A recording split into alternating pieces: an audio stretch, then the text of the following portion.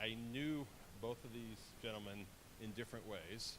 I'll start first. Ben Strickland and I went to the same school. Were you? I don't know if you were there for your undergrad or master's or yeah,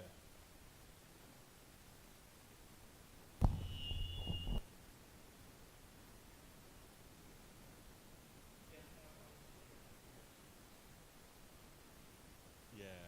Ben, yeah. We're the two Bens. He's a jazz trumpet player, and yeah. So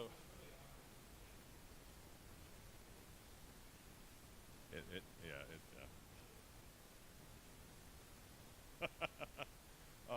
but yeah, so I've known Ben since what was that, 2008 or so.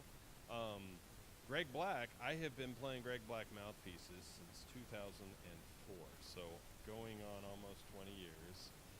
And I think if we polled the studio here, I think a majority of folks probably have two or three of these mouthpieces and things. We've also been doing trombone days ever since I've been here. We joined up with Karen Kubitas last year, but before that it was just me doing these things. And Greg, you have been coming for a while. It was by yourself, and then last year, a couple years ago, I think you started bringing Ben and Will and things. But yeah, this company has been so supportive of the studio. They've offered mouthpieces to some folks through this educational scholarship they have, and I know some alum have gone through their shop in Mount Holly and things, and they're good friends. They make fantastic mouthpieces, and I just can't say enough wonderful things about these folks. So please help me welcome Greg and Ben of Greg Black Mouthpieces.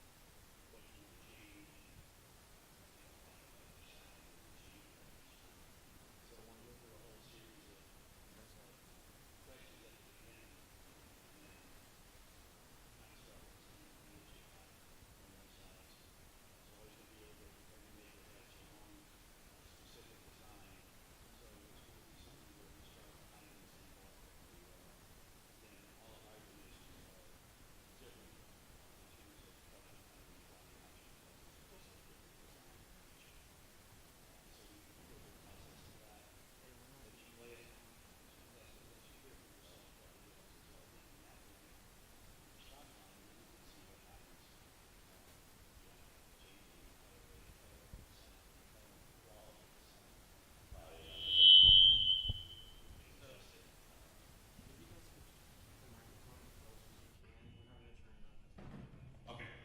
Sorry. All right. If you come in and you want to have other things to change about your sound, then we can do that in the shop itself. So I'll let Ben talk about some of the. Yeah. So, yeah. Sorry for the microphone issues, guys. I'm gonna try to keep this real close to my face. That's what I've been told to do. So, yeah, last year we talked a lot about the manufacturing process, how our mouthpieces are made. So we just basically decided to change it up. And when you are looking for new equipment, um, it can be a pretty difficult decision, right? Because one, you got to figure out what you're wanting to change, as Greg was talking about, in your sound. It's always great when you're able to pick equipment and bring somebody with you that knows you're playing really well, like your section mates or a professor or a teacher, that kind of thing. And it can be kind of a stressful thing. It's an investment too. Especially if you're picking out a horn. You know, um, so we thought we would just kind of maybe give some suggestion and clear the air and talk about our concepts with it. We recommend when somebody comes and picks out a mouthpiece, especially, we try to have the mouthpiece be the only variable. that we're changing when you're testing it. So it's really good, like when you come see us later, to maybe pick an excerpt, something you know really well, right? Something that's really shows off the characteristic of the trombone. You know, that's going to be a lot easier to test what's working and what's not working when you play something you really know well. Then, you know, after you play something that shows off the characteristics and you narrow it down, you know, going through the different sizes and you know, having some of your friends listen to you, that's when you can really start, you know, kind of taking it for a test drive. You know, it's like when you get a new car, when you go test drive a car, you make sure it starts first, right? You want to make sure that it's working before you get out on the road. And then that's when you can really start to show off and try things and see how it's going to be helping you. So we really recommend, you know, not changing too many variables at one time. You know, if you're trying a mouthpiece, maybe try it on your horn versus, you know, the new horn, you know, that are sitting right beside you. Because then you don't know if you're liking the horn or the mouthpiece, right? Then you get home and you've got this new shiny mouthpiece and it's not working as well on your instrument, that kind of thing. So again, changing as little variables while you're testing as possible really will help you find the best equipment that does work for you, because, you know, if you go in there, it can be a little overwhelming, all the different shiny mouthpieces that we got, right? And you don't really know where to start, and it can just be really overwhelming, and again, kind of a little bit of a stressful situation, and that's why we try to make it as stress-free as possible when you're in those situations. You know, Greg, a second ago, mentioned something about where to start, right? And we can probably expand upon that and just kind of go into detail of kind of our methodology with it. You know, so how many of you play on like a 5G mouthpiece, right? Or a 6.5 AL, right? Probably the number one mouthpiece that they make out there that comes with horns is what, a 6.5 AL or a 7C, that kind of thing. And really that's where we recommend starting. You know, our model numbers aren't very complicated. You know, I think Greg did that by design. You know, we matched the industry standard with the model numbers. You know, we have some of, you know, the models that have, you know, their own signature type modeling, but, you know, we try to stick to, again, the industry standard to make it a little bit less stressful for you when you're trying new equipment. So yeah, you want to kind of go from there. You know, again, if you're trying to if you play a 5G, that'd be the place to start, that kind of thing. Yes.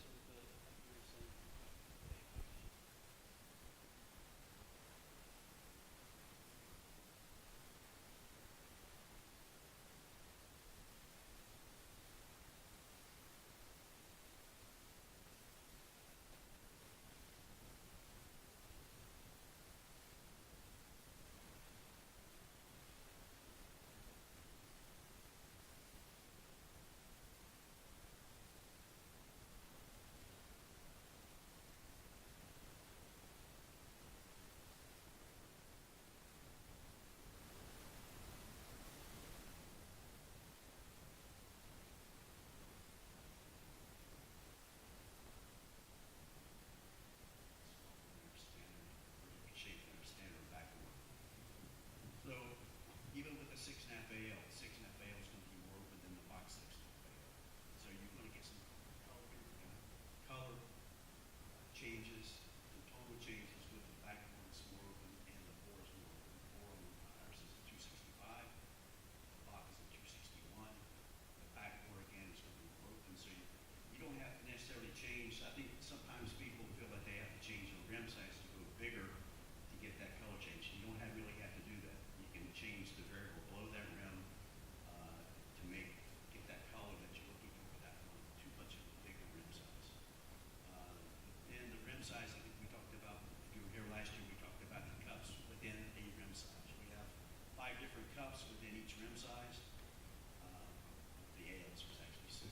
Yeah, standard cups. Standard right. cups. There's a million different ways we can make a mouthpiece, and we do a lot of custom work as well. But again, the stock sizes is a good place to start.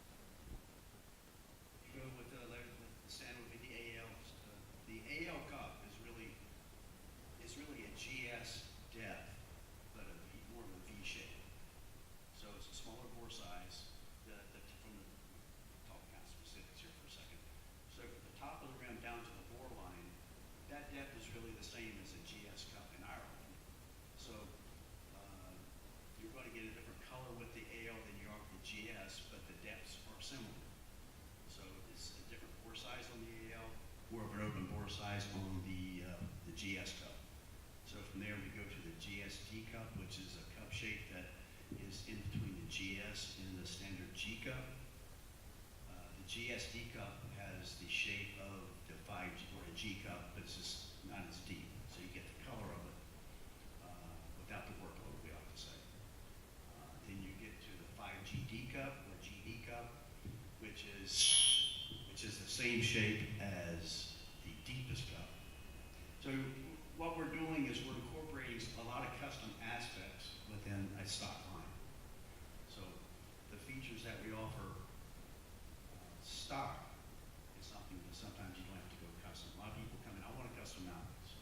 You don't always have to have a custom mouthpiece. You can find something within our stock line that will 90% of the time will actually work very well. Yeah, and you know, it's not that we turn people away from customs. We actually really enjoy it. That's probably the most enjoyable part of our job is making custom mouthpieces and working and honing in details. But to get to that point, we like to, you know, have people get close, at least, with our stock line. Because all the stock mouthpieces we make started out as a custom mouthpiece, believe it or not. You know, and this comes from the decades of Greg working with artists and students and educators and trying to figure out just what really works well. You know, and you know, we're going to throw technical jargon at you and talk about cup depths and all that kind of stuff, but please interrupt us if you have any questions, because as most educators will tell you, when they're lecturing, you know, questions is going to lead us probably into some deeper conversation, right? So if we're confusing you or you want us to expand on anything, we can go down a rabbit hole with you and get more detailed about any of the things we're talking about. So again, don't hesitate to raise your hand, and we don't have to wait to the end for the question and answer. You know what I mean? So going from the rim size, you know, we talked about starting where you're comfortable, where something that's kind of already familiar with you. The next thing we recommend is trying one rim size bigger, one rim size smaller, right? Because everybody is different. Everybody has different physical features. Everybody has different lungs. Everybody plays differently, different technique, right? We're all not the same. And so that's why we recommend, you know, doing like a fitting process when you're trying new equipment versus just, you know, buying a mouthpiece off the internet. Trust me, you know, that's great, that's wonderful, but if you're able to work with somebody at a music store or you know, it may take a little bit of travel, but again, it's really an investment in your equipment, and you're really investing in your career and yourself when you do a fitting or that kind of approach to new equipment. So trying different rim sizes, one bigger, one smaller, to really make sure you're choosing the right one. And then going to the variables that Greg's talking about, you know, start right in the middle with like a G cup, and then go one shallower, one deeper, right? And if you like the way the deeper one plays, you know, keep going that direction. If you like the way the shallow one, keep going that way. You know, it's a very, I guess, reasonable approach, very systematic type approach that we recommend. And that's how we approach it when we work with you guys in the other room. So that way it's not as overwhelming. You know, again, changing that one variable at a time. And then after you find the rim and cup you like, that's when we can start working on the different back bore shapes and the different bore sizes. Because again, there's a million different ways, or infinite number of ways you can make a mouthpiece. You know, the bore size alone moves up in thousandths, right? Just the hole in the mouthpiece. And to give you an idea of what a thousandth is, a sheet of paper is 4 thousandths thick, right? So we can increase that one little aspect 1,000th at a time. And we could probably do a half a thousandths too if we really tried hard with a little bit of sandpaper or something like that. So, you know, we have standard stuff that works well. It works best for most. And so some of the R&D that went into Greg's original line, again, was done with, you know, some of the best trombone players in the world and some of the worst trombone players in the world, right? So that's why our standard line, you know, works best for most, because, you know, Greg has figured out some certain aspects of it that really work well. But again, it's a balancing act between the player, the horn, and then the mouthpiece, right? So you really got to find the one that works best for all of those other variables. So again, recommending just changing one thing at a time, like the rim, that's the only thing you're changing. Then the cup, the only thing you're changing, and that's when you can start to get into the backbore shapes. Then we have several different rim contours, right? We have the New York series that Greg designed, it's 25 years ago at this point, which is much different from like the standard series. It's, again, because everybody's different, there's more options. It's got a little bit thicker rim, a little bit more cushion feel, a little bit different backbore. It's got more compression to it. I'm not saying it's a small backbore, but it definitely plays differently than the standard series. So, you know.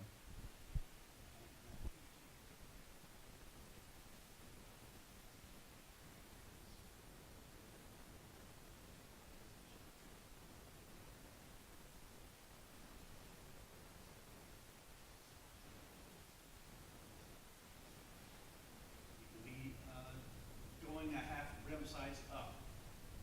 Give yourself some more room.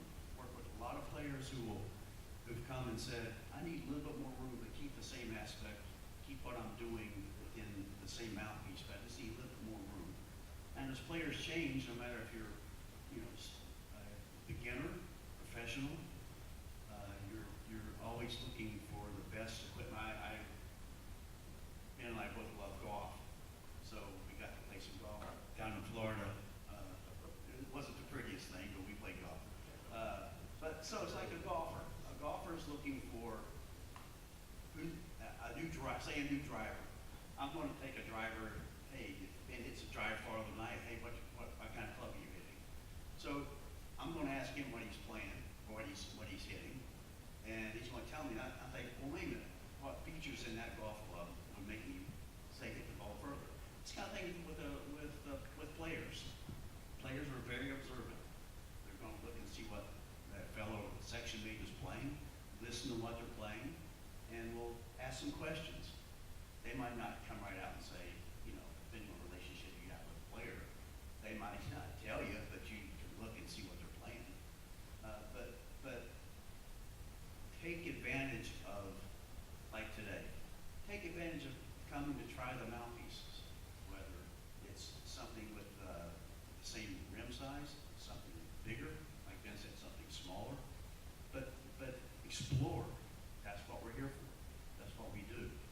So that's the feature that we like coming to do these things, is because they expose. You can't do this online. We can't send you a bunch of mouthpieces to try. We wish we could, but we're a small manufacturer. We don't have that availability to do that. So when you're at a show, come by the table. We're happy to work with you. Explain the differences in the mouthpieces and what each feature will do. Yeah, we don't have like a sales pitch. The beautiful thing is Greg's designs are great, and we don't, we just ask you to try the mouthpieces, which is the beautiful part about it. And if you find something that you like, that's wonderful. If you don't, well, if we can help point you in the right direction, we will. Again, that's the beautiful thing about this industry. The more manufacturers there are, the more options you guys have to figure out what really helps dial in your playing. Yeah, again, it's great that Dr. McElwain, has this event and lets you guys, again, try the different horns, the mouthpieces, and hopefully every year it just keeps growing and growing and growing for you guys. So I think we should probably open it up to the Q&A, just to see if you guys have any questions, not just about mouthpiece fitting and trials, that kind of thing, but just, anything you have for us. We were both professional musicians. Greg claims not to be anymore, but he still plays, and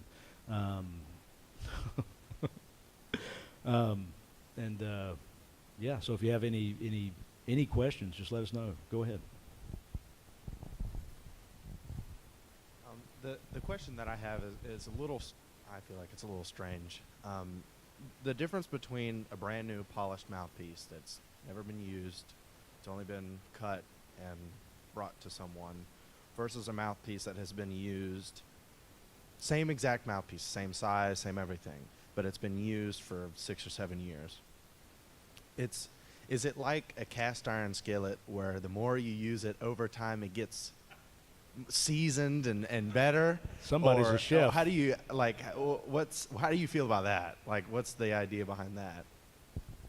I've been told that it. That is I've been told that it makes a difference for sure. And it may, quality. you know, for us to be a definitive answer on that would be interesting because we see new. Of course, we make new mouthpieces, but we see used mouthpieces all the time. You know, fortunately, our process, we're able to be very consistent. So our 5G that we make today is the same, going to be designed as and feel the same as the 5G that Greg made 30 years ago. You know, we pride ourselves in the attention to detail, but I don't know if the seasoning on the mouthpiece is going to make it play better. But that would actually be a good maybe dissertation for you. I mean that's a difficult question for me. I mean, have you had any experience with that? We do see a lot of seasoned. We see some seasoned more than others. That was probably a bad word to use. But I know what you mean. No, I think it's really it's personal care, how you take care of a mouthpiece. I mean, we see some stuff you wouldn't let your dog lick, quite frankly. I mean, it's bad. But everyone takes care of their equipment a little differently. For to wipe down the mouthpiece, rinse out the mouthpiece, at least we see some things that the barnacles are growing up inside of it. It's that bad. Next question. So no, just take care of your equipment. Yeah, That's the biggest yeah. thing. And again, we don't have any experience to where we can say definitively if a older mouthpiece or a used mouthpiece is going to play better than a new one. It may be one of those things where if you've had a mouthpiece for 6 years and it's starting to look a little used, it means you've been practicing a lot, which is a good thing. Our silver, we guarantee, if you ever have any issues with the silver, where we had a different silver plater before which we couldn't guarantee it, but we can now. Not saying that makes a big difference, but a brand new mouthpiece may be a little bit slipperier, with that brand new silver plating, that kind of thing. So. Plus, I think musicians can be a little not superstitious, but they'll be for trumpet players. It's always like, we'll say, do you clock your mouthpiece? Do you put it in the receiver every time? Do you put the 3C facing to the right up?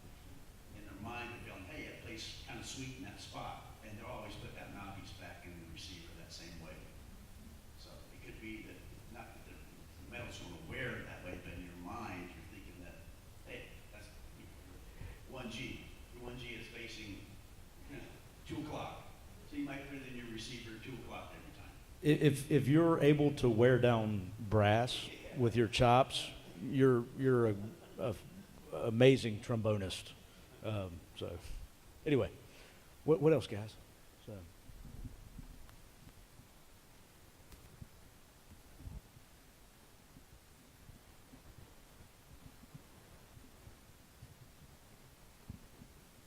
What are some of the telltale signs that it might be time to get a new mouthpiece? Well, I experienced that with you this morning, I think, when you were trying some mouthpieces this morning, right? Yes. So you started out with the rim size of kind of where you are, and then you wanted to do it bigger. And as you went bigger with the rim size, you felt that difference. Right. And you heard and felt what that could do. Then you kept that same rim size, and you went from the shallowest cut all the way to the deepest cut. And you could tell what each of those transitions, or each of those mouthpieces were doing for you, what you wanted it to do. Right. So I think as you develop and as you putting different situations as far as playing or solo repertoire or section, you'll know as a player. And as you develop, you get stronger, and you're going to realize some of the mouthpieces that you have, or mouthpieces you have, it's not enabling you to develop into the player that you want. You can always play the mouthpiece, but different design, as you found out, can give you what you want. Yeah, and throughout your career, you'll have different experiences as a musician, and you might need different equipment for different jobs, right? Like there's a trumpet player, Bobby Shue, talks about using the right tool for the right job. You're not going to unclog a toilet with a hammer, right? And so, you know, if you go up for a principal, audition, you know, you might play something different than you would for a second chair audition. Does that make sense? So it really, you know, you'll discover a lot of different things throughout your career that will tell you, you know, that maybe it's time to start looking at other stuff. And, you know, for me, mouthpieces are like arrows, and the many different arrows I can have in my quiver, you know, the more different tools I have, you know, the more different sounds I can make, the different colors and that kind of thing. But I'm a trumpet player. We all have a secret box of mouthpieces. I had to start making them to support the habit. But as we get older, our bodies change, and you know, we quite often get calls from people that have been playing the same mouthpiece for 20 years, and you know, as they get older, they need more room in the mouthpiece, or maybe something a little bit different bore size because their lung capacity changes. So yeah, most of the time, when it's time. For a lot of you younger students, talking to your professor, talking to your teacher was a big part of that as well. They'll let you know when it's time to change. And that being said, when we have people in the shop and they're testing mouthpieces, we always do a check at the very end of it. And we basically do a blindfold test, and you play your mouthpiece that you were playing before, and then the new mouthpiece, and then we let you decide then. We don't tell you which one sounds better. We'll give our opinions throughout the process, but that's up to you as the individual to know which one's going to be the better one. We're not going to tell you which mouthpieces you should be playing. That's not for us to decide. It's up to us to make them. So good question. Good question. Yeah, I think it's kind of present day. He wanted a mouthpiece that was a little bit different than a GS cup. So the mouthpiece we developed was a mouthpiece that was not to the next depth, but it was different enough from the shallowest cup that it made a difference in what he was needing to do. So another example is Jim Nova. Jim Nova has, we all know Jim's playing, and that he had hernia surgery. So he went on tour with a hernia, and it's quite painful. But after he had the surgery, he felt, wow, I'm feeling much stronger, and I'm feeling that I need more room, or I need to be able to put more air into the trombone. So we're experimenting with a little different rim size now, just an experiment. So he can feel that what that does for him is what his body is requiring. He's feel like he's can play a much bigger rim size as a test, meaning that as a practice tool, but it is not how it's going to work in the daily requirements. So we're making some mouthpieces that way, just to say that no matter what level that you are, you're still looking for the best tool that you can use in the toolbox. What else, guys?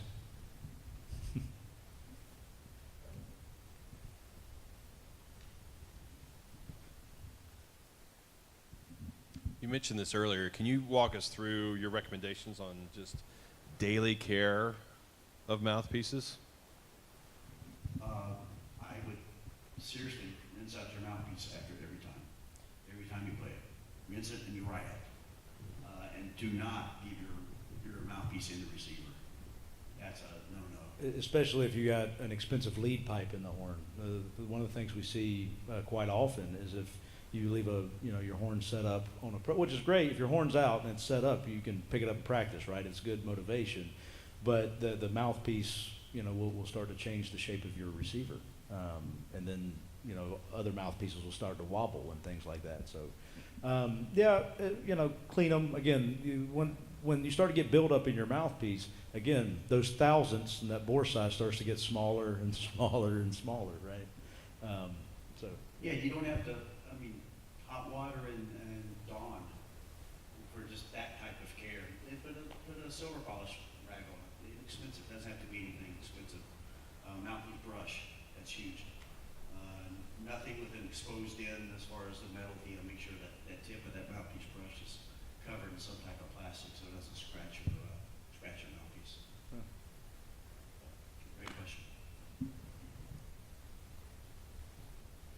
mean, just one thing about the receiver issue is that what we see over the many years is that if that mouthpiece stays in that receiver and doesn't come out, I mean, it comes out, but if the tendency is for that mouthpiece to sit in that receiver, that moisture in there will just start to eat that brass away. The plating will come off, you'll start to get pits.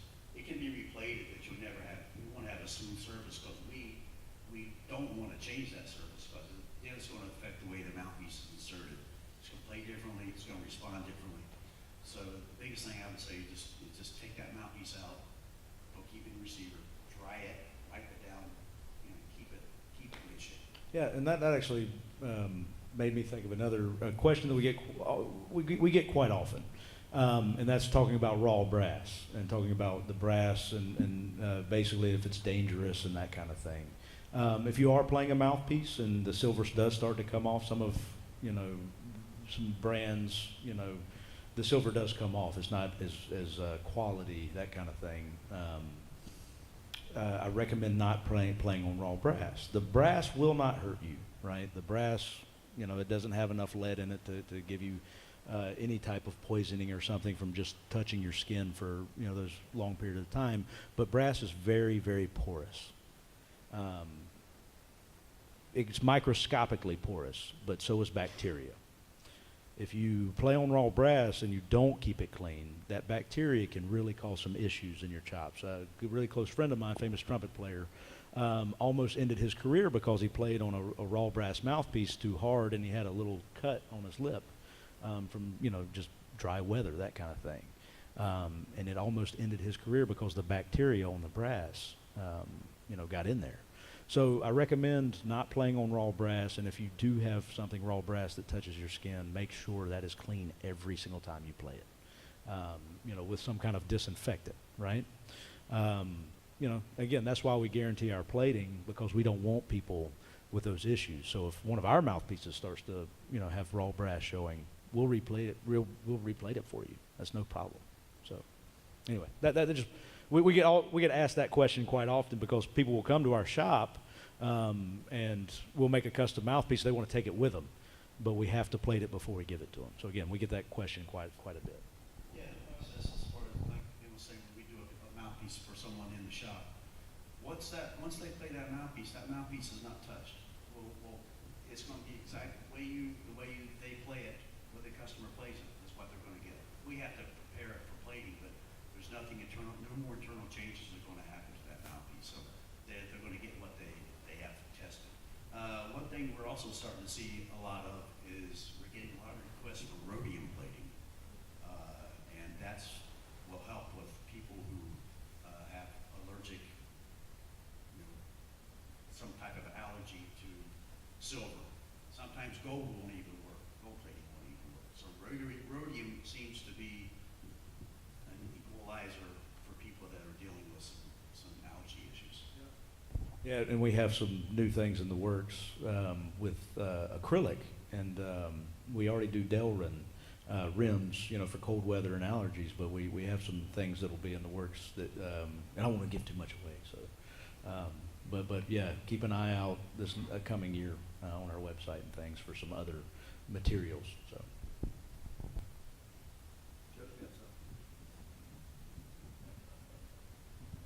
So with you have different styles of contra mouthpieces.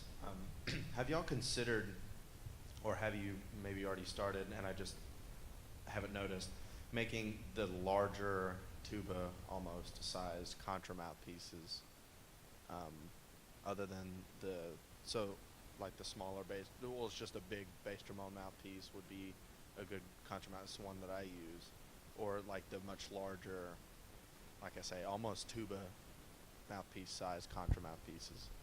I think there are contras 30.6 millimeters, I think, off the top of my head. Yeah. Pretty big contra. Oh yeah. It's got a tuba bore in it. Yeah. Yeah, it's got the same bore size as our Hillebird. I'm just phrasing it wrong. Like it just, I don't know. You talk about the rim or the cup?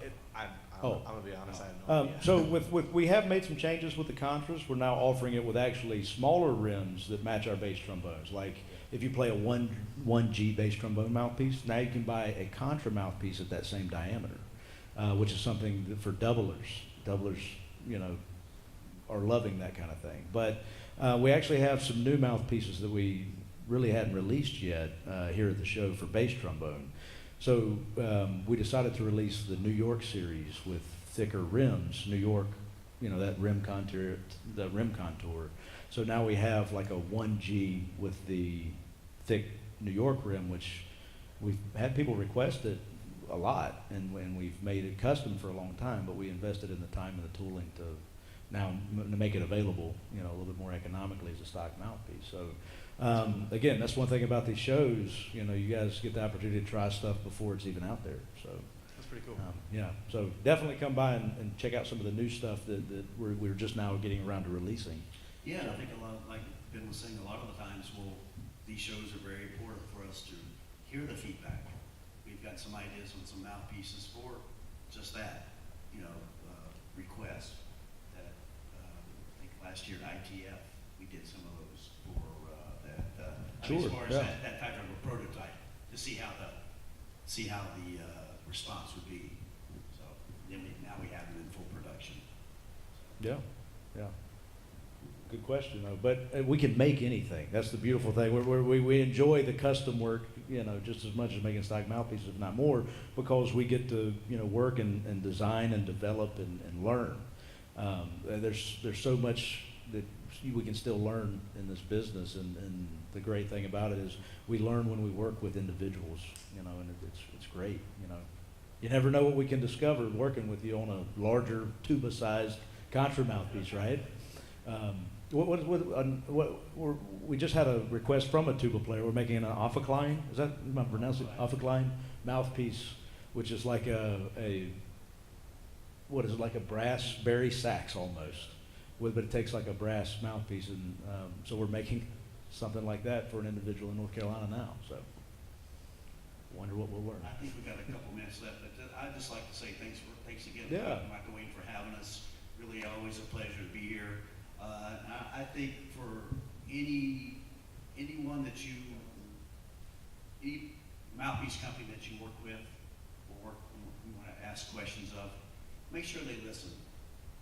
I think that's the biggest thing that I've always tried to do is to, there's never a wrong question. That's how we can explain, it gives us more